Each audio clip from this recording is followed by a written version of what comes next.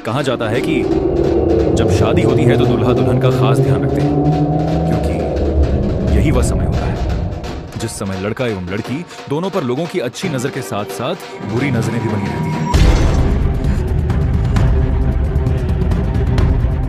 दोस्तों, रौनक जिसकी कॉलेज की पढ़ाई खत्म हो चुकी थी और वह अपने पिता सुधीर सिंह के बिजनेस में उनके साथ हाथ बटा लग जाता है, और जब से उनके बेटे ने काम संभालना शुरू किया था तब से वह काफी निश्चिंत हो गए थे।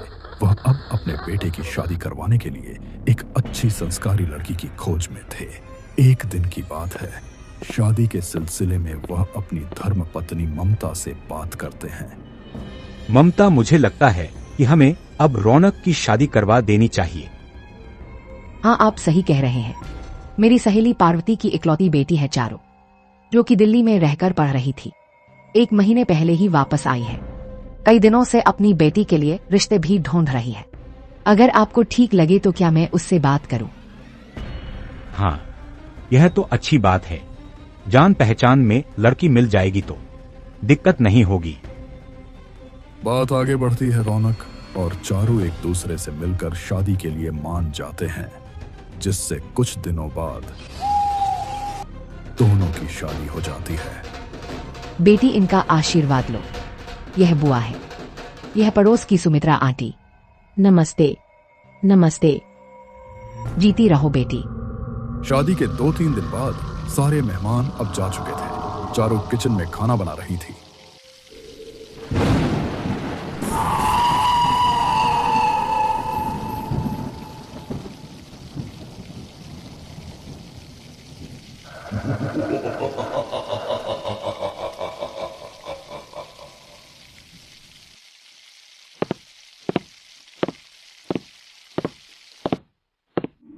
चारू, ए चारू, बेटी सब्जी जल रही है, तेरा ध्यान कहाँ है?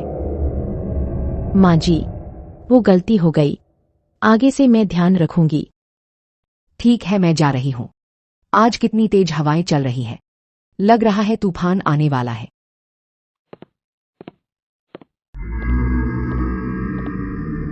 चारू के पीछे से एक गहरा काला साया उभरने लगता है। धीरे धीरे उसकी सांसें तेज होने लगती हैं, मानो उस काले साए ने चारू को पूरी तरह अपने वश में कर लिया हो। उसकी मुस्कान बदल गई और उसकी आंखों में एक अनजानी चमक उभर आई। थोड़ी देर बाद सभी लोग खाने की टेबल पर बैठे हुए थे और खाना खा रहे थे। बेटी चारू, दिन भर तुम काम कर रही हो, चलो अब तुम भी हमारे साथ ही बैठकर खाना खा लो।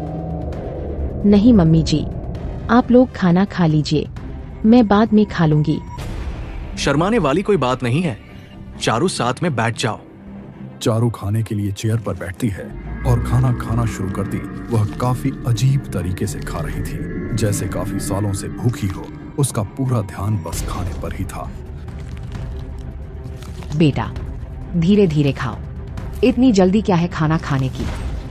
अपनी सास की बात सुनकर भी वो उनकी बातों पर बिल्कुल ध्यान नहीं देती और तेजी से खाना खाने लगती है। देखते ही देखते वो घर का सारा बनाया हुआ खाना अकेले ही खत्म कर देती। ये देखकर उसके घर वाले बहुत हैरान हो जाते हैं। कुछ बोले बिना बहुत ही तेजी से वहां से उठकर चली जाती है। ये चारू को क्या हुआ? वो ऐसा बर्ताव क्यों कर रही है? पता नहीं बेटा, आज तो दिन भर ठीक थी। हाँ, पर शाम को जब यह खाना बना रही थी तब से मुझे बहुत अजीब सा लग रहा है, मानो यह हमारे बीच होकर भी नहीं है। अरे छोड़ो भी, नई दुल्हन है, अभी अभी शादी हुई है।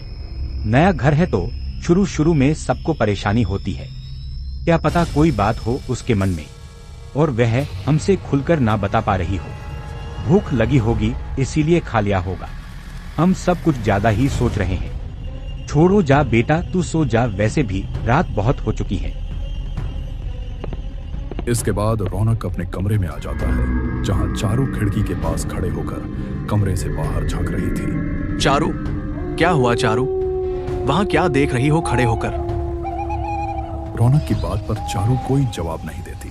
इसके बाद रौनक चारू के पास जाता है। चारू, क्या हुआ? तुमको कुछ परेशानी है तो मुझे बता सकती हो।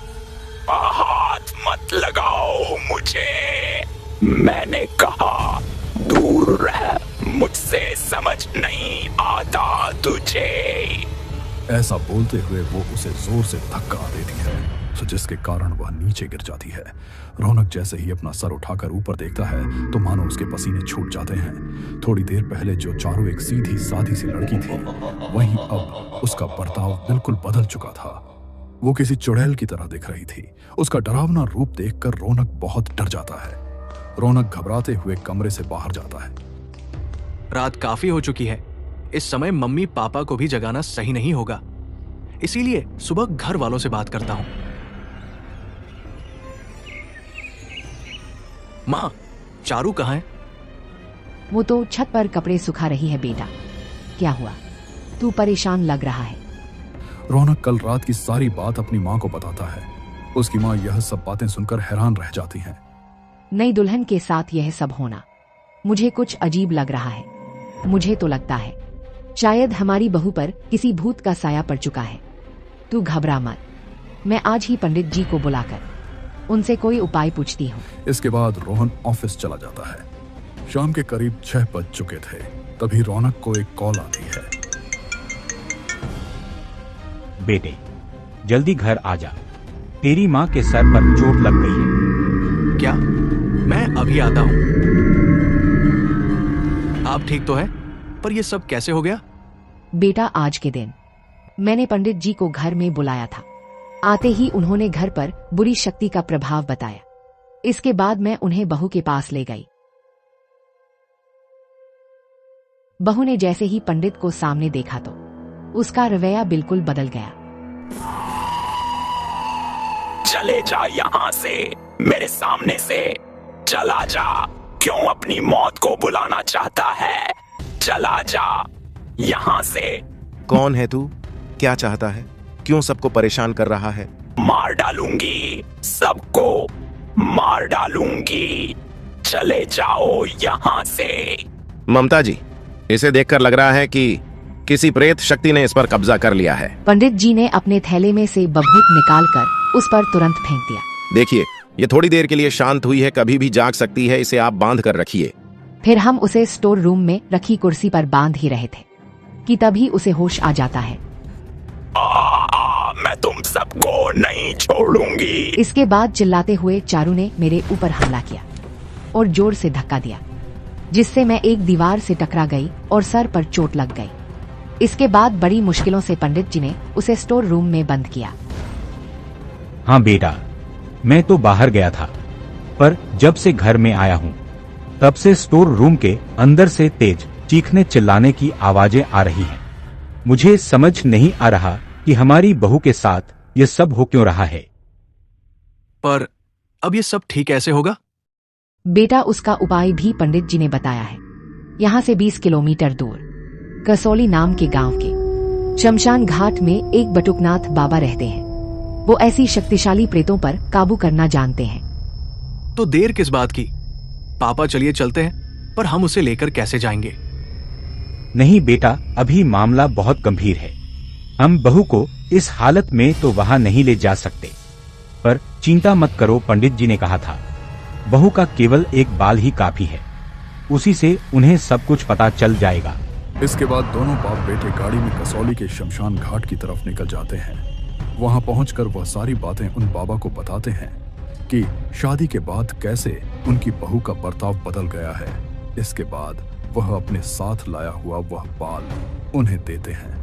बाबा उस बाल को अपने अग्निकुंड के बगल में रखकर आंखें बंद कर कुछ मंत्र का जाप करते हैं। थोड़ी देर बाद जब वह आंखें खोलते हैं, तुम्हारी बहू चारू के ऊपर किसी ने काला जादू करके किसी बुरे प्रेत का साया उस पर डाल दिया है।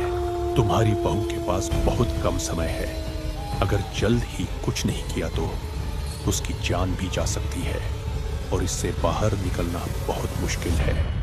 बस एक ही रास्ता है। वो क्या रास्ता है बाबा? और किसने किया है ये सब?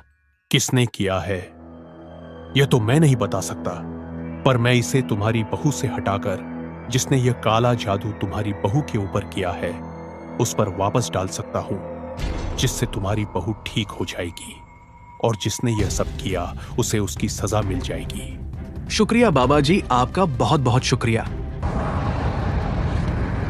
आ गया बेटा तू। क्या कहा बाबा जी ने?